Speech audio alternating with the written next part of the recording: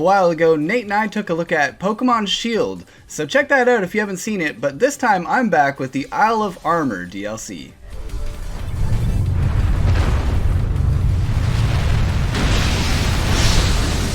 For a whole lot more videos like this one, check out our channel, give us a like, and subscribe.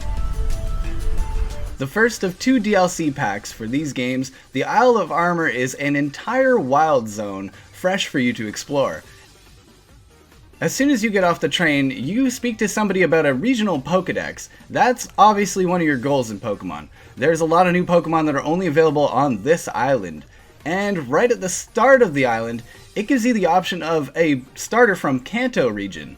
So you get to pick one of those old Pokemon to start, and they are G-Max versions of themselves, meaning they have a unique form when it comes to G-Maxing in a battle. Following the story of it, after you pick a new starter, you get a rival introduced to you that's actually pretty annoying. He can be kind of bad to you. He sometimes tries to steal from you, and other times just tries to take credit for things that you've done. You have an option of how to respond to him this time. You can be a jerk right back, and I really enjoy that.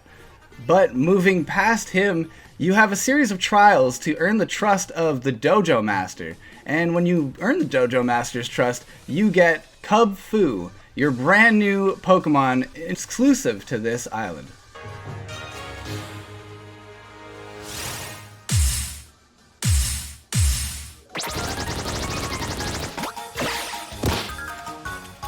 Another thing that's exclusive to the island is the G-Max soup that you're able to create, which allows you to take one of your past Pokemon and upgrade that to a variant of the G-Max variety that has its own look.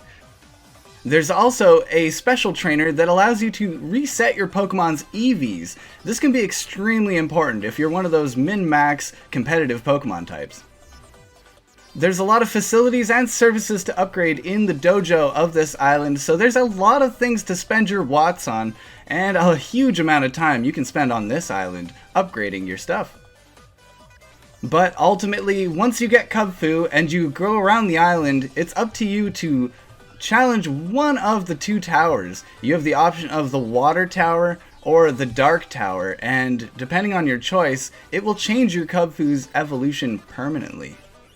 It's interesting that you only get to do one of these 2 towers, but at the end of the tower, you get that final special evolution, and it's worth the payoff.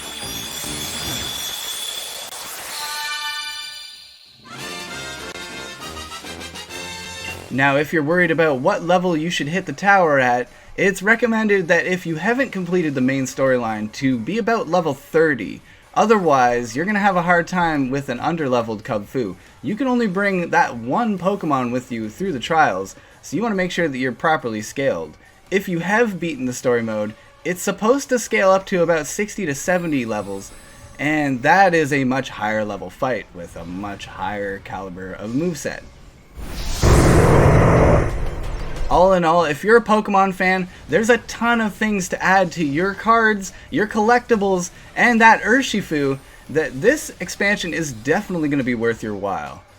Coming in at $40, you get the expansion pass, meaning you get the Isle of Armor and the next DLC pack that is teased to be coming soon down the pipe, and much larger than this one.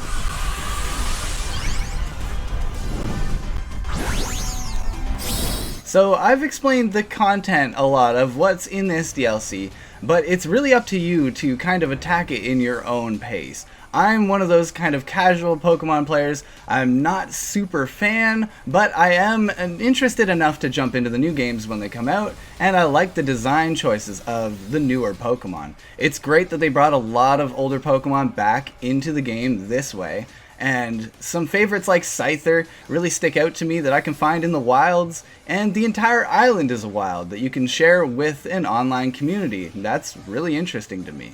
All in all, this DLC was pretty fun. I want to give this a 7.5, but there's an asterisk with that. If you're a Pokemon fan, you're absolutely going to pick this up.